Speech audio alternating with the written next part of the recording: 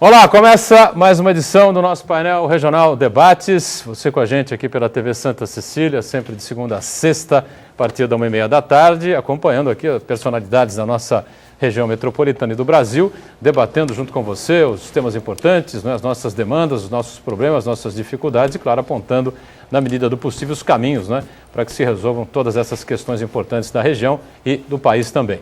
Lembrando sempre que a nossa reprise é às 8 da noite, 20 horas, e mais à frente, a partir do finalzinho do JB, do encerramento do JB, a gente tem o painel regional às 10 da noite também, com entrevistas, discussões importantes sobre a região e sobre o país.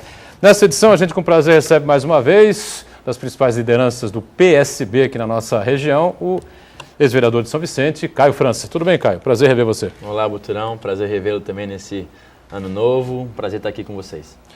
A nossa cientista política, a professora Olívia Pérez, mais uma vez participa, colabora conosco aqui no painel Regional Debates. Tudo bem? Boa tarde, Olívia. Boa tarde, Buturão. Boa tarde, Caio. Boa tarde a todos aqueles que nos assistem.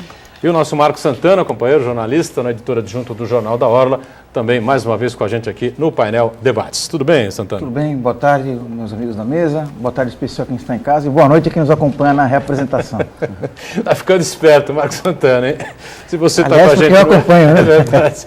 Eu acompanho na reprise. A reprise é às 8 da noite. Para você da reprise, boa noite. Para você que está ao vivo, boa tarde, né? 3017 91 10, ligue para cá, participe conosco, né? Envie aí a sua pergunta, comente aí a respeito dos assuntos que a gente está colocando em destaque, colocando em debate aqui ao longo do programa. Você fica sempre à vontade, nosso espaço é democrático, como sempre, né? Você tem também à sua disposição o Facebook para compartilhar conosco, facebook.com/painel regional. Pelo site da TV Santa Cecília, o Santa Portal, você acompanha online o que está sendo discutido aqui ao longo do programa, né? Clica lá no ícone painel regional e confere em tempo real o que a gente está debatendo aqui. Depois do programa encerrado, ele fica para você disponibilizado no YouTube. Você revê o programa por inteiro ou, se você quiser, né, escolhe lá os melhores trechos e acompanha novamente. A gente destacando sempre os nossos parceiros aqui, ou semanais ou diários, né, como você preferir. A gente tem aqui a manchete dessa edição do Jornal da Hora, que circula aqui por Santos, por toda a região metropolitana. Está aí a manchete, centralizar um pouquinho mais aqui. Hora de brincar, né? E janeiro, sempre meses mais esperados do ano para a criançada. E enquanto livros e cadernos estão descansando, os shoppings da região têm aí várias programações, né? Eu passo aqui ao Caio França, na sequência lá para a Olívia, né? E o Marco revê lá, ficou tudo certinho, né? Ficou tudo certinho, né, Marco Santana? Edição desta quinta-feira em formato tabloide, né, do Jornal da Hora, né? Muito bem. E também destacando sempre, parceiro também diário nosso aqui do painel Debates, o DL, o Diário do Litoral, que também circula pela região metropolitana da Baixada Santista. MP apela ao Tribunal por bens de procuradores de Guarujá. Situação realmente bastante complicada, bastante enrolada lá para alguns procuradores. O promotor ingressou com recurso no TJ por reforma de decisão do juiz da cidade. Então passo aqui ao Caio também, né, que recebe aqui o Diário do Litoral, a Olívia Pérez recebe também e o Marco Santana lá na ponta recebe o DL desta edição de quinta-feira. Bom, vamos começar a conversar, vamos começar a debater, vamos tentar esmiuçar um pouquinho aí o que vem acontecendo. Primeiro no macro aí da política, né? Já que a gente tem aí algumas candidaturas colocadas já à presidência da República, a presidente Dilma como candidata à reeleição, o senador Aécio Neves, ex-governador de Minas, praticamente definido, pode dizer definido, né, Caio, como candidato do PSDB, acho que não há mais dúvida alguma com relação a isso, e o Eduardo Campos, governador do Pernambuco, também já definido como candidato a presidente. Me parece que aquela possibilidade de inverter a chapa com a Marina Silva sendo candidata e ele a vice, acho que hoje é completamente inviável. O Caio pode me desmentir se eu estiver errado, mas acho que não, né? Mas surgiram algumas especulações aí via mídia, né, de que a rede,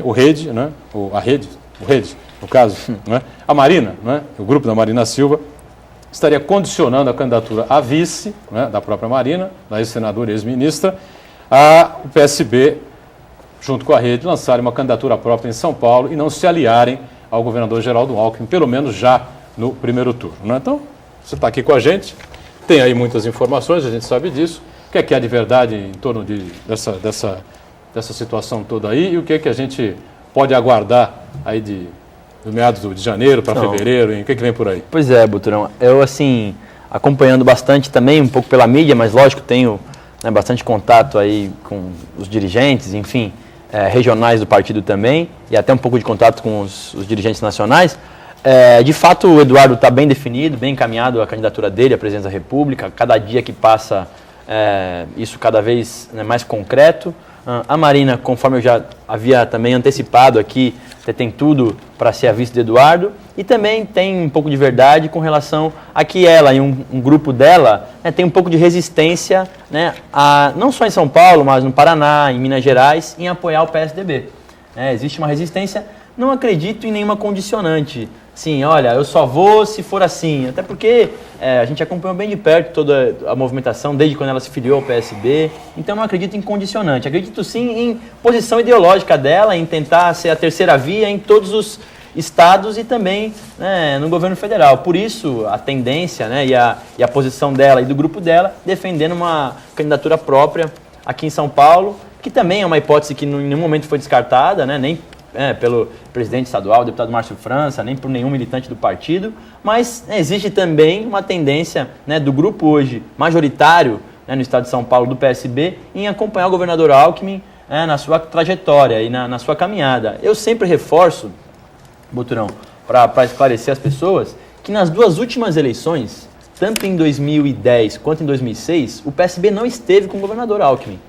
Em 2006 nós tivemos candidato chamado Pittoli, e em 2010 nós tivemos candidato chamado Paulo Scaff, que hoje é o segundo em todas as pesquisas pelo PMDB. Então, vale reforçar isso, porque embora todo mundo fale muito que o PSB em São Paulo acompanha o governador há muitos anos, nós não tivemos em nenhuma eleição, desde o primeiro turno, com o governador Alckmin. E nem com o Serra quando era candidato. Então, acho que essa é uma posição forte e uma questão relevante, porque a gente acaba lendo, e os grandes jornais também do estado acabam colocando algumas coisas que não são verdades. Então, eu acho que é importante ponderar tudo isso, mas eu ainda acredito muito aí que em São Paulo existe uma grande chance de fazer uma composição com o governador Alckmin, mas isso tudo, inegavelmente, tem que ser avaliado da seguinte maneira: o que é melhor para o Eduardo Campos? O que é melhor para ele aqui em São Paulo? E a gente vinha conversando nos bastidores, todo mundo sabe do tamanho e da importância que tem o estado de São Paulo numa eleição nacional. São 30 milhões de eleitores aqui.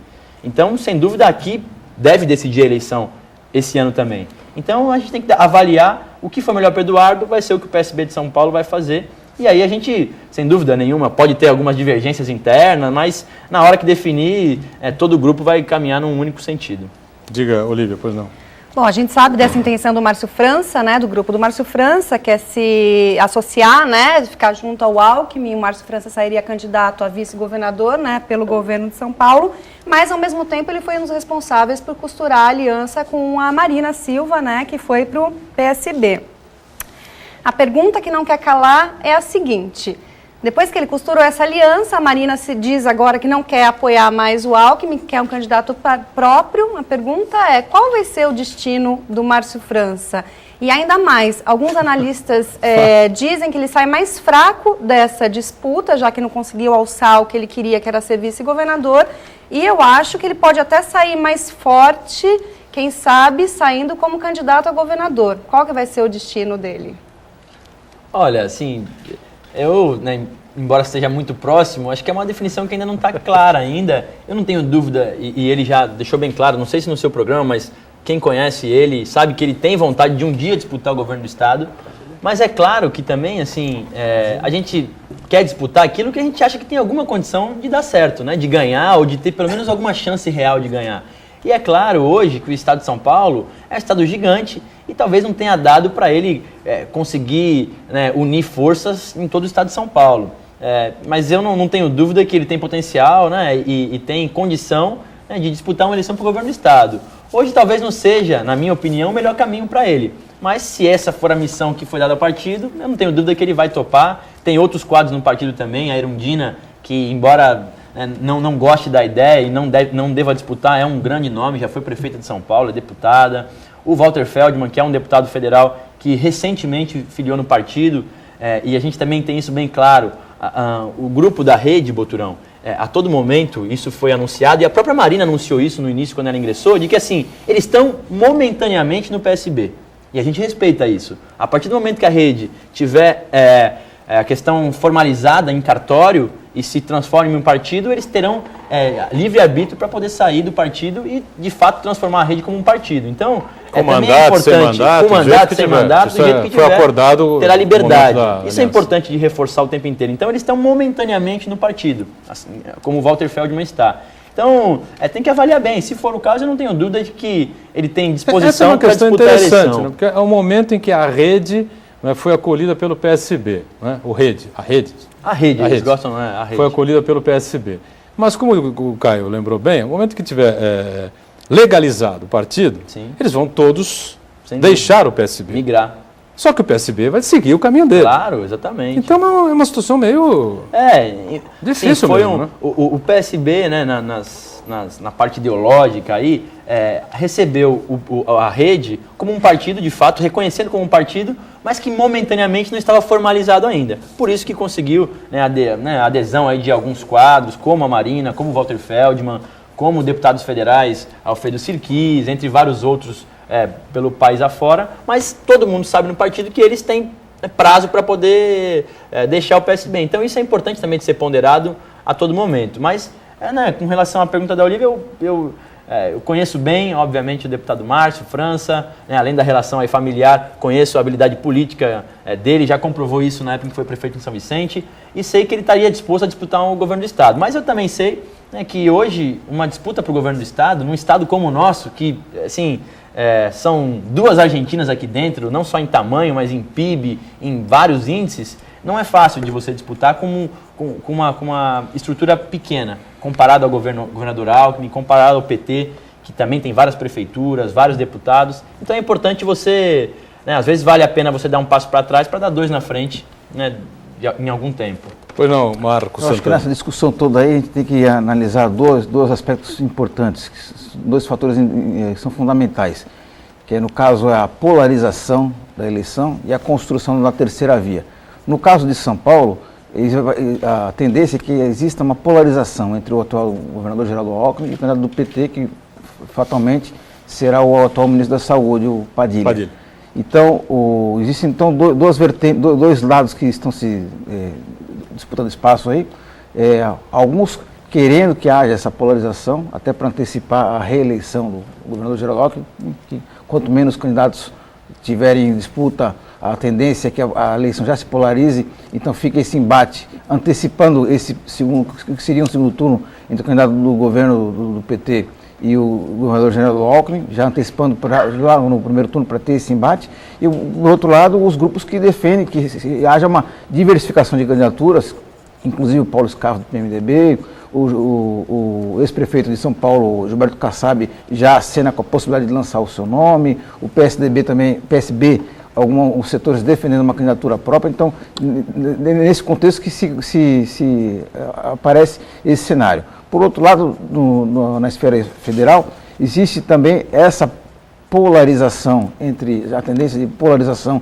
entre o candidato a presidente Dilma Rousseff e o candidato do PSDB, que fatalmente será o governador Aécio Neves, e o PSB, o Eduardo Campos, acena aí com a possibilidade de ser a terceira via. Então, eu acho que essa questão tem que ser analisada dessa maneira, onde vai haver realmente uma polarização e onde vai se construir uma terceira via.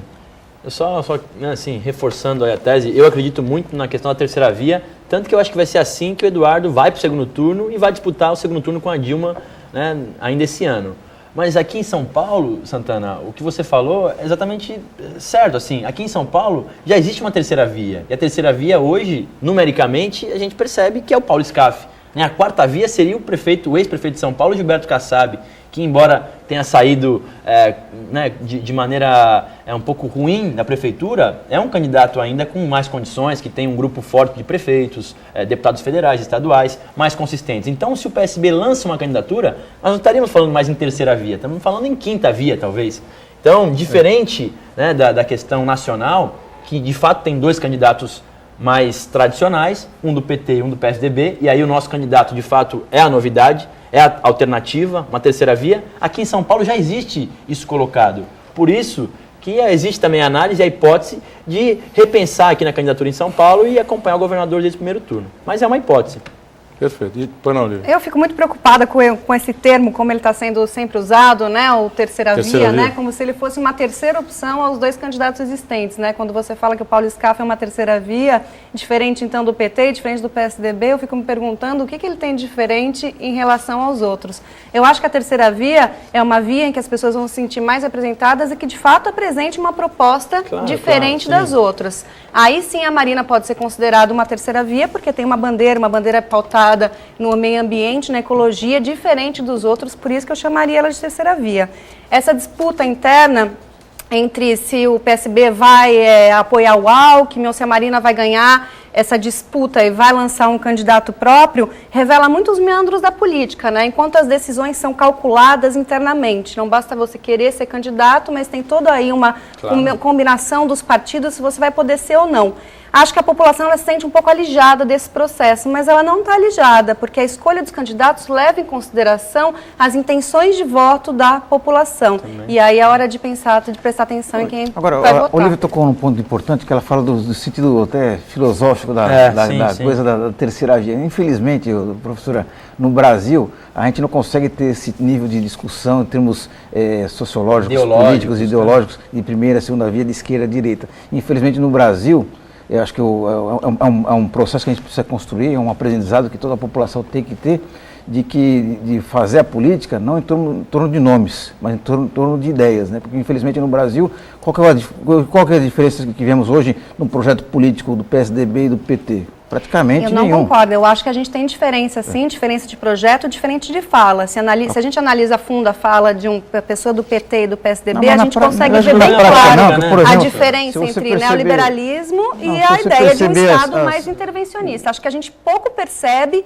e é esse o problema. A gente botar tudo no mesmo balaio de gato, achar que as pessoas são a mesma coisa, mas elas têm sim falas, discursos e intenções diferentes por trás. Eu não consigo perceber essa diferença analisando, por exemplo, um governo do PSDB e um governo do PT, a gente percebe qual que é a base de apoio do governo do PT hoje e qual que era a base de apoio do governo do PSDB. Mas, Marcos Santana, qualquer questão que você pegue, sei lá, o que está na moda agora, que é a questão do rolezinho, né? Você consegue ver na atitude dos dois uma diferença em relação a como vou tratar a questão dos pobres. Você tem aí um senador, que foi o Aloysio Nunes, chamando de cavalões, os frequentadores de shoppings que fazem esse movimento chamado de rolezinho, e você tem a tentativa do PT do Haddad de negociar, de conversar com essas pessoas. De governo, né? Eu vejo por trás diferença, sim, clara diferença entre projetos políticos opostos até. Eu, sinceramente, não vejo muita diferença. Eu estou com o Marcos Santana também. Eu acho que a prática, assim, às vezes no discurso de fato tem diferença, mas na hora da prática, a Dilma, né, fazendo concessões e concessões que praticamente são privatizações, como na época o Fernando Henrique fez. Manifestações pessoais diferentes. Pode, lógico, sempre tem alguma coisa diferente de cada político. No grosso, no macro, eu acho que está muito parecido geral, na prática, né? Eu acho que tem um marketing, né, fantástico envolvendo aí a Estrelinha Vermelha, o Partido dos Trabalhadores, né? Uma figura genial, né, que usava uma barba e agora não usa mais, e que conduziu o país a essa situação toda aí. Acho que a Presidente da República hoje paga a conta, como a gente já viu acontecer aqui na cidade de Santos, né? Um governo marqueteiro ao extremo, né? Santana lembra bem, né? Do Partido dos Trabalhadores, e depois a conta caiu no colo do segundo mandatário, né? Que foi eleito por ter feito um trabalho extraordinário na área da saúde, era um humanista, uma figura extraordinária, que era o doutor Davi Capistrano, e teve que arcar com as contas, né, deixadas pela gestão anterior, e depois acabou não conseguindo levar a bom termo a administração aqui da cidade, e o PT acabou perdendo o rumo aqui em Santos, né? No governo federal não acontece isso porque existem aí Collor, Sarney, Renan, o que tem de pior aí na política aí, mais aí? Maluf, né? Maluf. Feliciano, talvez o pior. Acordos aí com todo lado aí, que é uma coisa realmente que faz a gente ficar... E é isso daí, Butrão, né? Isso aí é reflexo da falta de educação política do nosso povo. Eu também acho, né? Que é o eleitor que acaba que decide quem que vai ocupar quem vai ser o governador, quem vai ser o deputado, assim por diante. Então, o Congresso reflete o que o povo pensa, né? Então, e o povo está acostumado a uma atitude paternalista. Isso é importante de reforçar também. Então, o chefe do Executivo, seja municipal, estadual ou federal, ele fica meio que refém do Congresso, em busca da governabilidade, ele acaba tendo que fazer acordos que pessoalmente ele não faria, mas em nome da governabilidade ele acaba fazendo. Isso é outra coisa. Agora você fala quando o Santos teve um governo do PT que não controlou seus gastos, isso é típico de governos tidos como mais à esquerda, né? Que são mais a favor de um Estado intervencionista que gasta bastante. O governo do PSDB, por outro lado, né, tem como controle de gasto uma das bandeiras de campanha. Então você vê a diferença assim na hora de gerir um negócio, a coisa pública, dependendo do partido político. Bom, houve aí um manifesto que vazou pela internet aí, né, Caio, que foi, em tese, caminhado aí, ou redigido, produzido aí pelo Diretório Nacional do PT, atacando, né, o governador de Pernambuco, Eduardo Campos. A gente está em cima do break aqui, eu queria que você depois explicasse, para a gente depois entrar em outras questões ligadas aqui à região, falar um pouco de São Vicente também, né, como é que o PSB recebeu aí essas críticas aí meio que contundentes aí, que foram colocadas aí, quase que uma carta pública via internet. Foi bem pesada. Foi bem pesada a coisa contra o Eduardo Campos, né? Depois até o PSDB veio em apoio à candidatura do Campos, que a candidatura do Campos é muito bem-vinda, e o Aécio Neves diz hoje, está publicado lá no site da UOL, que o PT quer ganhar a reeleição da Dilma por WO, né? Eu acho que não chega a tanto, né, claro. Se pudesse, até que era bom, né? Bom, antes do intervalo, uma informação sempre importante da Prefeitura de Santos sobre inscrições para o Prêmio Irmã Dolores e o concurso fotográfico. Vai até o próximo dia 31. Dá tempo para você participar do Prêmio Irmã Dolores, concurso fotográfico, né? Um olhar para a comunidade. As inscrições terminam dia 31 e as iniciativas integram o programa Heróis da Comunidade. O intuito de valorizar a cidadania, Irmã Dolores, fruto de parceria entre a Prefeitura e a Mitra Diocesana de Santos, conta com 3 categorias. Categoria Herói, categoria Mídia e categoria Universitária também. Os interessados podem enviar dados pessoais e descrição da ação, né, anexo no arquivo em PDF, para o e-mail premioirmãodolores@santos.sp.gov.br. Já por um olhar da comunidade, os profissionais e amadores devem ir às regionais dos Morros, né, Zona Noroeste ou área continental e consultarem aí o site oficial da Prefeitura de Santos, que é o www.santos.sp.gov.br. Os prêmios, troféus e equipamentos. Vai até o dia 31, não se esqueça, portanto. Intervalo e a gente volta já já. Muito bem, voltamos, né, com o segundo bloco aqui do nosso painel Regional Debates, hoje com a participação importante aqui do Caio França, do PSB, com a nossa Olívia Pérez, professora cientista política, e também com o nosso Marco Santana, companheiro jornalista, editor adjunto do Jornal da Hora. Telefone 3017-9110, sempre à sua disposição para você entrar em contato com a gente, ligar para cá, participar conosco, né? Eu fechei o bloco anterior lembrando daquele texto, daquela carta aberta, enfim, divulgada pelo diretório do PT, Diretório Nacional do PT, que atacava, né, ou criticava, né, com muita profundidade o governador Eduardo Campos. Como é que isso repercutiu dentro do PSB, né? E se isso sinaliza alguma coisa aí para os socialistas, Caio? Na nossa avaliação, primeiro, para quem não leu, não teve a oportunidade de ler, né, hoje em dia muita gente tem Facebook, vale a pena dar uma olhada, alguns trechos, assim, chamando o governador de playboy, mimado, dizendo que o ex-governador e avô do Eduardo Campos, se estivesse vivo, estaria muito descontente e muito preocupado com as atitudes do Eduardo Campos, Miguel Arraes, desqualificando de fato o Eduardo aí na conjuntura de aproveitador, enfim, alguns termos bem pejorativos, assim, enfim, bem chulos, assim, bem fuleiros. E a gente reagiu da maneira assim, percebendo que o PT de fato está muito preocupado com a candidatura do Eduardo, porque é aquela velha história que todo mundo conhece, cachorro morto ninguém chuta, né? Todo mundo se preocupa com aquele que tem uma tendência, pode morder. Exatamente, que pode morder. Então, a gente reagiu assim, mas também lamenta muito profundamente, né, a atitude do PT, tanto que ninguém muito quis assinar, né, um texto que não tem assinatura de ninguém, foi publicado pelo Facebook do Diretório Nacional do Partido, mas não tem ninguém assinando. Aí disseram que são 3 pessoas contratadas pelo PT, mas que a pessoa que cuida do marketing do PT não autorizou. Aí cada um começou a dizer que não tinha responsabilidade e tal, depois pediram desculpas. Mas acho que também não vale a pena a gente mesmo tentar aumentar isso, seguir o caminho, seguir trabalhando, porque de fato está preocupando, né? Eu insisto na tese, Boturão, de que o único candidato capaz de derrotar a Dilma no segundo turno é o Eduardo Campos. Se ficar Dilma e Aécio, eu acho que a Dilma já tem um discurso pronto para enfrentar ele. Que é o mesmo que ela usou quando foi o Serra, que é o mesmo que o Lula usou para enfrentar o Alckmin e assim por diante. Se for o Eduardo, a coisa fica diferente, porque o candidato é outro, ele é governador do Nordeste, ele é um sujeito muito bem quisto por lá, e se você pegar a votação, a eleição de 2010 e fazer uma análise bem fria dela, você vai perceber que dos 12 milhões de votos de diferença entre o Serra e a Dilma, 9 milhões estão no Nordeste. Ou seja, no Sudeste, no Sul, a coisa fica muito mais apertada. Então, a diferença foi lá. E o único candidato que tem condição de ganhar dela lá, na minha opinião, é Eduardo Campos. Essa é uma avaliação importante, né? Eu, sinceramente, não tinha nunca me preocupado em fazer esse estudo aí. Sou uma pessoa que realmente está ligado diariamente nessa coisa no jogo político, nas eleições, é que realmente tem essas informações mais precisas, mais aguçadas, não é, Olívia?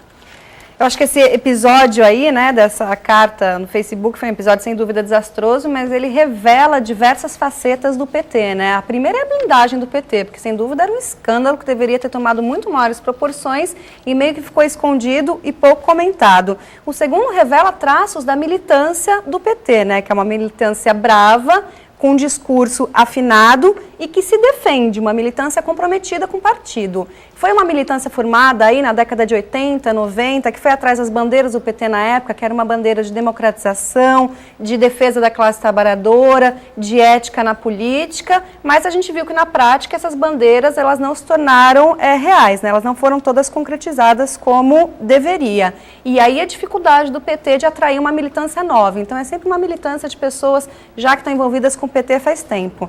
Teria os aloprados, nova versão ou não? Tem os aloprados? Seriam eles de novo ou não? Os aloprados das Não, eleições de 2010, não, os não. dois meses. Os aloprados ainda eram deputados, Não, esses aí talvez não. sejam Foi, Boturão. meteram militantes, né? os pés Isso aí pelas mãos. seriam mais os raivosos, né? Raivosos. Mais radicais. né? Radicais. Agora, me defendendo um pouco em relação ao bloco anterior, eu não gosto desse discurso de que todos os políticos eles são iguais. Eu acho que esse discurso, ele ajuda a gente a desmerecer a política. Mas eles não são Não, iguais não, mesmo. Nosso foi sistema isso, não. político, Não são ele iguais foi mesmo. concretizado, ele foi conquistado com muita luta, ele tem que ser entendido, debatido e tem que contar com a participação da população. Os políticos em não são escala iguais. muito Não, maior. também não. Tem um cidadão que- também, um nesse cidadão ponto que eu concordo nasceu- com você. Assim, os políticos são totalmente diferentes, né? Tem pessoas mais qualificadas, mais decentes, mais sérias e menos sérias. A discussão foi ideológica, se existe de fato uma bandeira ideológica em cada um deles. Hoje, de fato, os partidos, assim, tão pouco ideológicos, né? Tão pouco fundamentados em teorias antigas, de A esquerda, começar, direita. viu? Acho que na hora vale muito mais. Porque a gente tem um começar pelo número de sistema aí partidos que nós político temos. que dificulta Aí sim, a nesse ponto sim. governabilidade. Mas os políticos assim. de fato são diferentes uns dos outros, com certeza.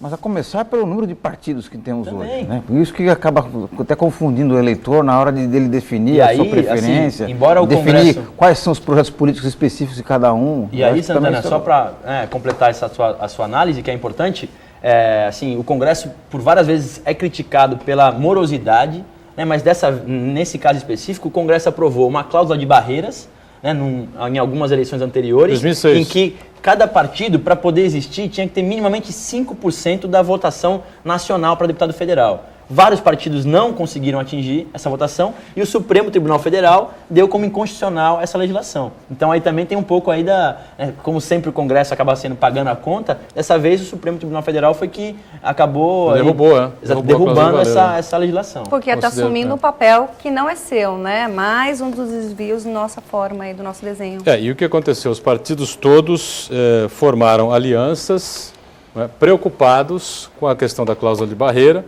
A população foi para as urnas votar com a cláusula de barreira na cabeça, fazendo contas para, se você é simpatizando de determinado partido, você quer o quê? Que esse partido se mantenha.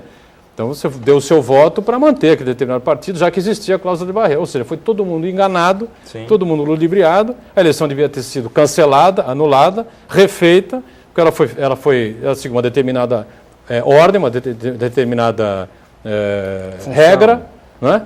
Função, um determinado objetivo, e depois foi para o ralo. Quer dizer, é uma coisa que só pode acontecer em terra de Brasília, né? Infelizmente. Né? Agora, você está acompanhando aí todas essas as obras estão sendo realizadas aqui, essa polêmica do VLT, cara, que pega lá a sua acompanhando. cidade, começa lá na Ponte dos Barreiros, em São Vicente, as obras estão avançando bem, né, em São Vicente. Avançando bem, e esse problema que envolve aqui a cidade de Santos. O prefeito Paulo Alexandre deu uma entrevista coletiva agora há poucos dias, dizendo que desde o dia que ele assumiu não houve um milímetro de alteração no traçado. O secretário Bruno Covas também a mesma coisa, pela Rádio Bandeirantes, eu ouvi a entrevista dele, dizendo que não houve alteração alguma no traçado do VLT, discorda frontalmente do Ministério Público e não compreende a liminar que foi dada pela Justiça. E a gente fica aqui, né, sem saber para que lado vira, para que lado olha, para que vai para frente, vai para trás. Eu sei que a obra é importante e o santista, o vicentino, acho que querem mais é que ela se resolva rapidamente. Sem dúvida, sem dúvida. Embora seja rápida, a obra esteja em um processo até de maneira célere em São Vicente, também já quantos e quantos anos, né, Boturão, já tem falado no VLT, o sistema de ônibus está totalmente esgotado, né, as pessoas não têm por onde mais ônibus para entrar, os ônibus extremamente ruins e tal, e quando chega a possibilidade o Ministério Público acaba também, muitas vezes, intervindo dessa maneira. Eu, de fato, assim, não conheço a fundo o problema, mas eu acho que teve tanto tempo para você avaliar o projeto, né, a aprovação da CETESB, a aprovação de todos os órgãos que são precisos.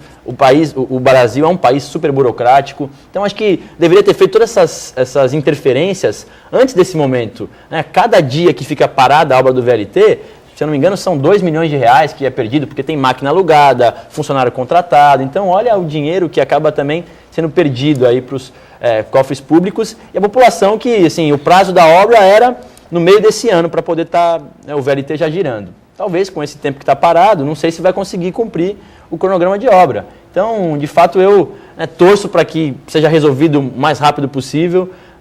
Os moradores de São Vicente que trabalham em Santos ou que vêm passear em Santos e da Baixada inteira, porque o projeto tem que ser expandido. Por exemplo, a área continental de São Vicente, Boturão, não está sendo compreendida, não está sendo, o VLT não chega até a área continental. O morador de São Vicente da área continental, que vai ter que ir pegar o VLT, diferente do morador da área insular, o morador da área continental terá que pegar uma van e até uma estação do VLT para poder chegar até o seu destino em Santos. Então, ainda tem muitos trechos pela frente, então qualquer interferência que possa ter, eu acho que acaba atrapalhando muito aí o andamento da obra, que já é tão demorada no país todo. Foi não, Lívia? Essa confusão aí envolvendo o VLT, para mim, ela revela aí 2 traços da nossa política, um mais antigo, 2 fenômenos, né? Um mais antigo e um mais novo. O mais antigo é essa interpenetração entre o que é privado e o que é público, né? As empresas privadas, elas doam para políticos, elas apoiam o candidato eleito e elas acabam ter seus interesses defendidos por esse candidato. Pode ser que não seja o caso do que está acontecendo agora com o governo, né, com a proposta do VLT, mas é uma das críticas do Ministério Público para estar embargando aí essa construção. O outro fenômeno é a judicialização da política, né? O fato das questões que deveriam ser resolvidas no pleito eleitoral serem resolvidas pela justiça. Então, ela está assumindo, a justiça está assumindo um papel que não é seu. É na hora da votação que a gente escolhe os candidatos e suas propostas e se vai implementar o VLT ou não. Passar isso para outro processo, para outra etapa, é um desvio do nosso desenho institucional que tem que ser repensado. Pois não, Santana. Eu acho que nessa acompanhando aí também. Eu não acompanho com a profundidade que outros agentes públicos estão acompanhando esse caso, mas parece que nesse caso aí, acho que faltou um diálogo tremendo entre o Ministério Público e o pessoal da MTU, o pessoal da Prefeitura, as pessoas envolvidas na obra. Porque se o Ministério Público não ficou sabendo da noite para o dia de que mudou, entre aspas, como alega o promotor, mudou o traçado, mudou o projeto executivo da obra. Ele já sabia antes. Então, por que não convidou os autores do projeto, a empresa que está executando o projeto, pedir explicações? E aí eu acho que poderia ter uma outra possibilidade de fazer o termo de ajustamento de conduta, que a gente percebe que acontece em vários outros casos, de que o Ministério Público convoca as partes envolvidas e verifica que existe uma ilegalidade, uma possibilidade de ilegalidade, e faz um ajustamento, termo de ajustamento de conduta, quer dizer, dá um prazo para se adequar. Faltava o projeto executivo, acho que podia estabelecer um prazo, olha, readeque o seu projeto para ver quais são os impactos na mudança do traçado da linha exclusiva de trem. Eu acho que faltou diálogo nesse aspecto aí do Ministério Público, dos agentes envolvidos. Eu seguisse a obra, né, e depois, sei lá, se falta alguma coisa, alguma compensação qualquer, que o Estado faça uma compensação ambiental em algum outro local para compensar alguma coisa que tenha sido perdida, como é que se faça a obra que o VLT circule aí por São Vicente, por Santos, como colocou o Caio há pouco, né? É uma ansiedade aqui, né, por parte da região, das pessoas que vivem aqui na Baixada Santista, especialmente o vicentino e o santista, de terem essa obra concluída aí o mais rápido possível, né? Bom, com relação a São Vicente faz aniversário, hein, Caio França? Dia 22 de janeiro. Pois é. De Como é que tá 1532. acompanhando aí o dia a dia da cidade. 2014.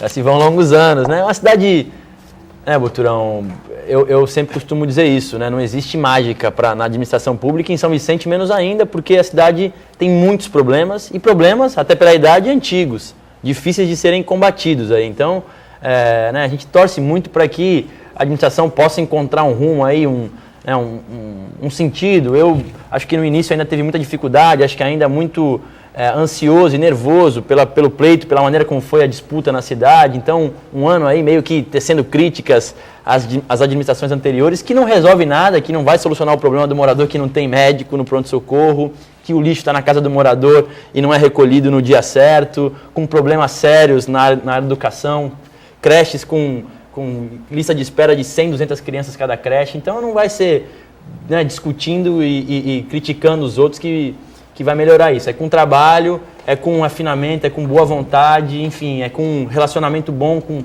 deputados, enfim. E isso, de fato, eu torço para que nesse ano seja melhor. Embora, eu confesse a você que a minha expectativa cada dia acaba diminuindo mais, porque onde eu vou as pessoas, poxa, Caio, fulano de tal teve aqui, que trabalha na prefeitura, falou mal pra caramba de você, que você ia fazer isso, aquilo outro. Eu acho isso tudo, sim, uma grande bobagem, até porque, né, eu nem tive a oportunidade de ser prefeito da cidade, então nunca fui prefeito, então eu nunca nem fui secretário das administrações anteriores, fui vereador apenas. Durante 4 anos, cumpri à risca aí o mandato.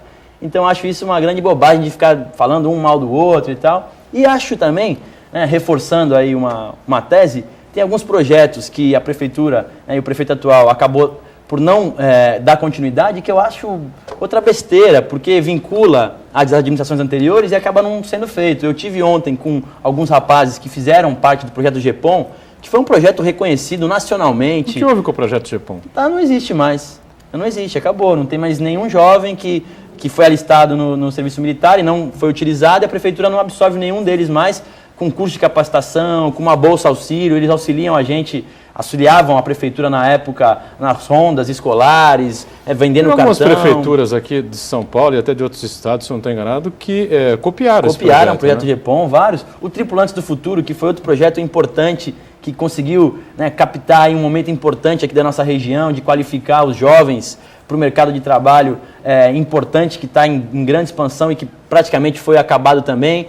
Que se tiver que mudar o nome, Boturão, pode mudar o nome, mas continua o projeto, porque o mais importante não é o nome. Pode até mudar o uniforme e colocar roxo. Pode mudar o uniforme, a cor, o que quer que seja. O importante é dar continuidade, porque os jovens ali hoje estão extremamente preocupados aí com as oportunidades que estão tendo. Então são tão poucas oportunidades já hoje oferecidas, não só no poder público, mas no privado também, que qualquer oportunidade é uma chance dele se agarrar. Quando você não tem nem essa oportunidade, fica muito complicado. Então eu torço para que ainda seja reavaliado essas determinações da prefeitura e que possa recomeçar alguns projetos importantes, como 2 que eu falei aqui. Vamos fazer o segundo intervalo, a gente volta em instantes com o Caio, com a Olívia e com o Marco também. Rapidinho. Muito bem, a gente está de volta aqui com o terceiro e último bloco desta edição do Painel Regional Debates. Estou aqui conversando com o Caio França, liderança do PSB aqui em São Vicente, em toda a região metropolitana, né? Uma das principais lideranças, claro, né? A nossa Olívia Pérez conosco, Marco Santana também, e algumas perguntas chegando, como do Bruno, lá da Bela Vista. Bruno Copertino diz assim: Caio, você ainda tem vontade de sair candidato a prefeito de São Vicente? Tem que lembrar que prefeito é só daqui a 3, né? Tem primeiro, em 2014 tem uma outra eleição e o Caio já se declarou aqui no programa como pré-candidato a deputado, né? Bruno, assim, outro dia eu estava conversando com um amigo meu E ele tinha... Aliás, vou até citar o nome aqui. É prefeito de Campinas hoje, chamado Jonas Donizete. Ele tentou uma eleição, ele falou uma coisa pra mim que ficou marcado e eu tô levando isso comigo, assim. Você tem que ter vontade, mas não pode ter pressa. Então, assim, eu tenho vontade, quero poder disputar novamente a prefeitura, mas não tenho pressa. Quando vai ser, se vai ser, daqui a 4, 8 anos. Eu tenho outra coisa que, embora na eleição muita gente tenha criticado, que, na minha opinião, conta a meu favor, que é o tempo. Eu tô com 25 anos hoje, então tenho bastante tempo para pensar em eleições ou, enfim, de fato, se não for para disputar mais eleições, for para advogar, que eu advogo hoje também, enfim, eu tenho bastante tempo pela frente para pensar, tenho vontade sim, mas não tenho pressa. Um bom exemplo disso é o atual prefeito de Santos, né? Ele tinha vontade que ele tinha de ser prefeito de Santos fazia muito tempo, né? Mas ele soube esperar a hora certa, o momento certo para consolidar seu arco de alianças para conseguir uma vitória logo no primeiro turno. E o Marcos Santana coloca esse arco de alianças aí, a gente falou muito sobre isso no primeiro bloco, né? O que pode ser em São Paulo, como é que pode ser no resto do país, a participação do PSB, se tem candidatura própria, se não tem, enfim. Na Baixada Santista vão se desenhando aí lentamente, né? Os pré-candidatos aí a deputado federal, a Assembleia Legislativa, enfim, né? Em São Vicente, a gente tem aí a sua candidatura praticamente já está posta, né? Você será candidato a deputado estadual. À Assembleia Legislativa, né? E em Santos, me parece que o ex-vereador Fabião também será, né, Caio? Também, meu grande amigo, aí torço muito por ele também. Um grande quadro, né? Bastante ligado à questão ambiental, que a gente vinha falando da Marina. E um grande nome, já foi candidato uma vez a deputado estadual, foi 2 ou 3 vezes vereador, candidato a prefeito agora. Um grande nome aí nosso. E qual será o grande mote aí da campanha dos candidatos que vão levar a bandeira do PSB aqui, especialmente de Santos e São Vicente, né, que são cidades coladas aí, que tem aí problemas comuns, aí, que tem dificuldades comuns, nós teremos aí, candidatos, os debates aí que vocês vão participar. O que você está vislumbrando aí? Deputado estadual, os desafios federal, aí para vocês. Nós teremos bons candidatos em Cubatão, em Guarujá, em Santos, em São Vicente, em Praia Grande, em todas as cidades teremos candidatos. O PSB vai lançar candidato em todas essas cidades? Não, essas que eu falei, sim. Aí, para lá não, Mongaguá, Itanhaém, Peruíbe e Bertioga não, mas nas outras cidades, todas elas terão candidatos ou a deputado federal ou a deputado estadual.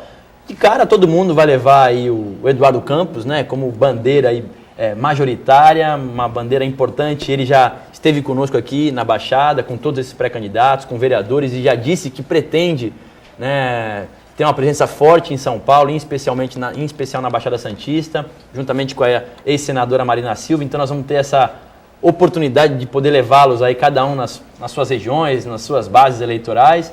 Então acho que todo mundo está bem focado aí, bem organizado nesse sentido. E claro, às vezes um candidato tem mais interesse local em disputar uma eleição para sentir qual que é o termômetro dele, pensando numa eleição municipal. Tem outros que já têm mais vontade aí, pensando de fato em disputar a eleição e ganhar uma eleição ou para a Câmara Federal ou para a Assembleia Legislativa.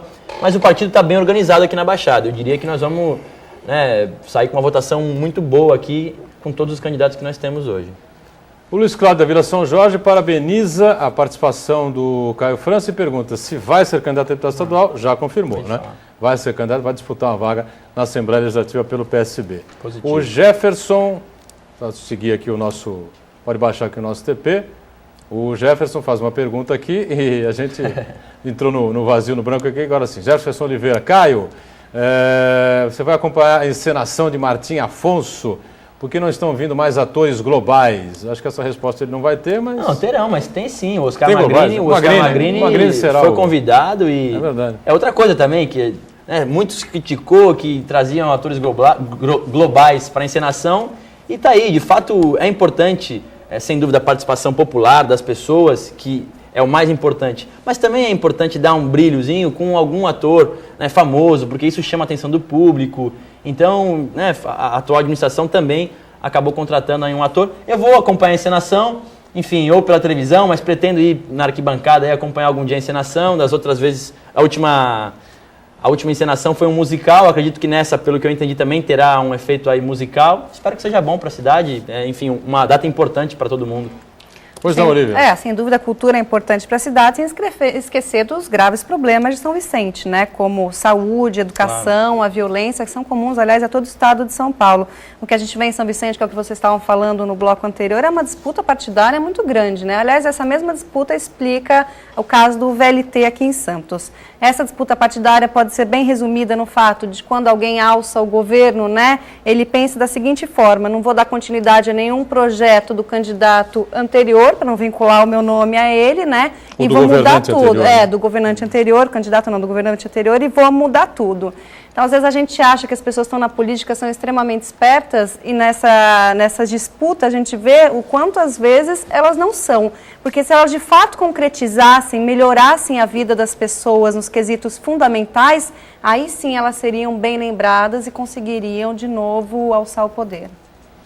Muito bem. Agora, com relação à questão da administração, da Prefeitura de São Vicente, enfim, eu encontrei recentemente o prefeito, participou aqui num outro programa de TV e garantiu a nós que viria aqui ao programa na semana do aniversário. Vamos ver se ele confirma isso realmente para a semana que vem, né? E, de maneira geral, a gente sentiu aqui na Baixada Santista problemas enormes, né? Em todas as cidades da região metropolitana, né? O Santana, que acompanha a política de perto também, acompanha as administrações de perto já há bastante tempo, tem uma larga experiência também. Acho que não há dúvida nenhuma que todas as prefeituras sentiram aí esse problema aí. A economia pode ser uma pedra no sapato da presidente? Como é que você vê isso, Caio? Eu não tenho dúvida que sim. Acho que o grande mote aí, a grande pulga aí atrás da orelha da presidente Dilma deve ser a economia. Ela aumentou agora a taxa de juros recente, né? O Copom aumentou a taxa de juros, então todo mundo vai sofrer um pouquinho mais, os produtos vão aumentar, enfim, é um problema sério que isso acaba influenciando, é como uma onda que repercute em cada lugar e as prefeituras sofrem muito com isso, né? A arrecadação cai, as pessoas param de consumir, o comércio contrata menos pessoas para trabalhar e isso acaba criando uma cadeia aí, uma bola de neve e uma sensação de pessimismo que não é bom para o país e não é bom para nenhuma cidade. E aquela velha história que a gente já falou, não existe fórmula mágica na administração pública, né? Não existe uma conta matemática que você faça, olha, faz isso, faz aquilo, que vai dar certo. É trabalho diário, um atrás do outro. Em São Vicente, eu sei bastante da dificuldade que é administrar a cidade, fui vereador lá, eu diria, Boturão, que das cidades da região, com um enorme respeito, e eu sei que todas têm dificuldades, mas São Vicente talvez seja mais difícil pela arrecadação e mais do que isso, pela quantidade de pessoas que precisam dos serviços públicos. Né? É muita gente que precisa da escola pública, né? Do serviço de saúde público. Então, você tem que ter mais estrutura para poder acompanhar essa necessidade e a cidade não tem condição de fazer. Nesse aspecto, que eu gostaria de aproveitar a fala do Caio, que acho que o grande desafio de São Vicente, não é do prefeito de São Vicente, mas de São Vicente, da cidade de um modo geral, é criar mecanismos para movimentar a atividade econômica da cidade, porque esse problema é histórico, o cobertor é curto, não tem dinheiro para a saúde, não tem dinheiro para a educação, não tem dinheiro para nada, né? Porque a arrecadação de São Vicente é ínfima, porque ela é fundamentada basicamente na arrecadação do IPTU. ISS também. ISS, em comparação com outras cidades, é muito pouco.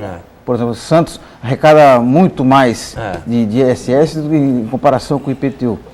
Praia Grande também vem experimentando esse fenômeno de aumento da participação da arrecadação de ISS em relação ao IPTU. Então, São Vicente, acho que o grande desafio da cidade, acho que os setores produtivos têm que se reunir em torno do poder público para criar mecanismos para atrair empresas, para poder gerar riqueza, tributação e gerar também emprego para os moradores. Porque senão, daqui a 20 anos, nós vamos estar discutindo os mesmos assuntos e eles vão ter uma gravidade muito maior do que tem hoje. Eu vou fazer só uma lembrança, Boturão, da época em que hoje o deputado Márcio França foi prefeito. Quando ele assumiu a prefeitura, o orçamento da prefeitura, Santana, era de 90 milhões de reais.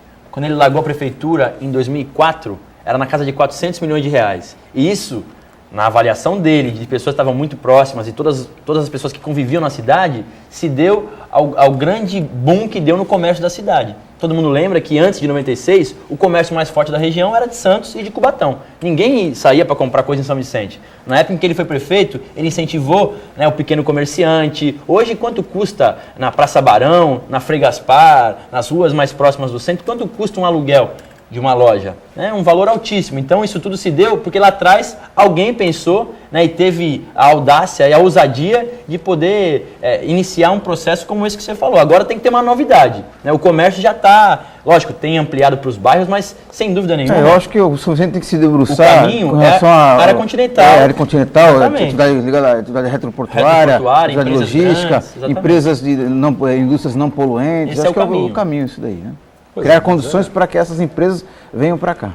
Eu acho que isso devia ser parte de debates no Condesb, né? E as cidades mais fortes deviam se unir, né? E, inclusive colaborar, né? Incentivar para que as cidades que têm mais dificuldade possam crescer, até para aliviar a cidade mais rica, né? da região, que é a cidade de Santos, que acaba sofrendo, por exemplo, a questão da saúde, especialmente, né, a questão do trânsito, os impactos todos acabam acontecendo aqui, né, na cidade de Santos, em virtude dos problemas que as cidades do entorno ainda têm. Né? Até porque, Muturão, se a área continental de São Vicente tivesse condição, né, tivesse uma geração de emprego boa para que o morador de lá pudesse ficar lá para trabalhar, imagina quantas pessoas que não, né, deixariam de trabalhar em Santos para trabalhar em São Vicente, e aí o quanto você não melhora isso no trânsito, em várias outras situações, né? A Senira do Boqueirão diz assim: professor Olívia, você acha que o VLT sairá antes do prazo ou bem lá para 2015? Olha, não está fácil essa para você, hein, Olívia? Bom, eu torço para que saia, né? Porque a questão da mobilidade urbana é um problema grave na Baixada Santista e em outras cidades também, né? Você tem um problema grave de congestionamento de caminhão e no transporte público, sem dúvida nenhuma. Em São Vicente, aquelas vans são terríveis, né? Para pegar um ônibus da Praia Grande para Santos, o ônibus ele é lotado, né? Ele é ruim, ele é demorado, ele é cheio. E eu torço para que saia antes. Acho que ela sai, porque você tem aí, eu acho que o VLT sai, porque você tem uma convergência de interesses, tanto do governo federal, estadual quanto municipal, para investir na mobilidade urbana, que sem dúvida vai ser um dos temas, uma das bandeiras de todos os candidatos à reeleição, já que a falta de mobilidade urbana foi um dos estopins das manifestações de junho. Então você tem aí um interesse concentrado em investimento na mobilidade urbana, então eu acho que sai, sim. A gente fala muito de VLT, que parece que o VLT funcionando vai ser a solução completa dos problemas em relação ao transporte coletivo. Mas eu acho que a gente tem que pensar desde já, para executar, assim que o VLT estiver funcionando, o redesenho das linhas de ônibus, transporte coletivo. Para quê? Para fazer com que as pessoas andem com mais segurança, com mais conforto, estimule as pessoas que hoje são obrigadas a ter um carro ou andar de moto, ter o seu transporte individual, que passam a ver o transporte coletivo como uma opção realmente viável. Muito bem. Márcio do Gonzaguinha, que não é o França, evidentemente, né? Caio, você como um dos representantes dos jovens do universo eleitoral aqui, como fazer para que esses mesmos jovens, né, se interessem ele diz o meio político, se interessem pela política, não é? Acho que fica mais bem colocado aí. Não é fácil, é uma tarefa dura e acho que hoje as redes sociais, né, a internet faz com que o jovem consiga pelo menos estar um pouco mais atento aí e questionador e tem mais acesso aos representantes. Então acho que a internet pode ser um caminho importante para ser feito e claro, né, também torcer para que as pessoas procurem mais e procurem saber mais sobre os candidatos, se interessem mais e saibam em quem votou, para que nas próximas eleições a pessoa possa criar um mínimo de lastro aí com um representante. Eu acho que essa é a tarefa e a internet pode ajudar bastante nisso. Carlos da Biquinha, diz ele assim: Cubatão, não pode cair uma chuva que a cidade enche. Em São Vicente é a mesma coisa. Quando esses problemas serão resolvidos? Bom, existem alguns projetos aí de drenagem, né, mais em Santos. O de Santos, a Zona Noroeste, deveria ser linkado ao de São Vicente, mas eles têm uma conversa iniciada desde a época dos anos anteriores, acho que deve ter retomado essas conversas. São Vicente tem 2 canais importantíssimos que a obra precisa ser retomada, né? Já mudaram 2, 3 vezes de empresa e as empresas não começam a trabalhar, né? No Catarina de Moraes e no Catiapuã, são 2 bacias que ficam, né, abaixo do nível do mar, então às vezes não precisa nem chover muito para a maré subir e aí alaga todo o bairro, então são 2 canais importantes, mas tem que fazer obra de urbanização e de pavimentação, que acaba sendo aí a questão das comportas, de drenagem, manilhamento de ruas, enfim, tem problemas sérios, mas acho que os canais aí vão ajudar bastante a questão de São Vicente. Legal, estamos chegando aqui ao finalzinho de mais uma edição do Painel Regional Debates, né, com a presença sempre importante aqui do Caio França conosco. Obrigado, Caio, por estar com a gente aqui. Vai Obrigado estar conosco aí durante outras oportunidades, sem dúvida nenhuma. E até uma outra aí com a gente. Valeu. Muito obrigado aí pela oportunidade. Um prazer estar aqui com vocês. Um grande abraço a todos. Obrigado, Olívia, também pela participação. Nosso Marco Santana, os dois sempre com a gente aqui. A você que nos acompanhou, também muito obrigado. O Painel Debates volta amanhã, 1h30 da tarde, reprise às 8 da noite. E às 22, né? Às 10 da noite, depois do JB, fica mais fácil assim, né? O nosso painel regional também. Obrigado, até amanhã. Tchau.